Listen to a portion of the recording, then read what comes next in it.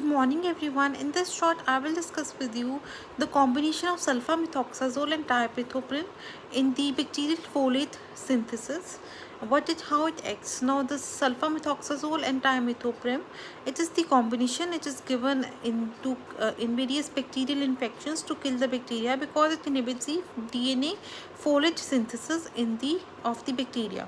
Sulfamethoxazole will act in the first step, that is the pteridine, glutamate and folic acid or para-aminobenzoic acid will get converted to dihydrofolic acid by the action of folate synthase.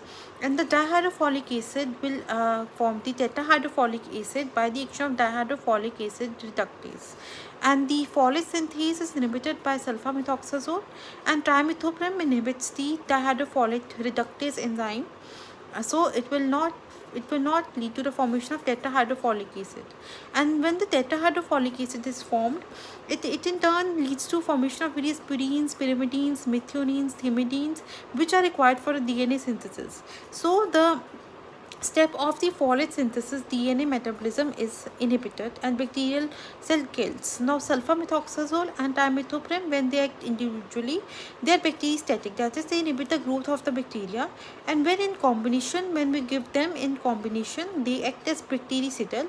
Plus sulfamethoxazole and trimethoprim are given in the ratio of 5:1. Sulfamethoxazole is given in ratio of 5 and trimethoprim in the ratio of 1. So this is also known as the sequential blockade.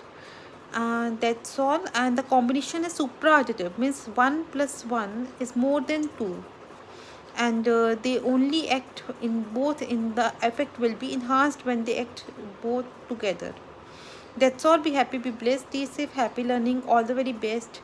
Do subscribe to my YouTube channel as Dr. Nitika Pharmacology Discussion. Thank you.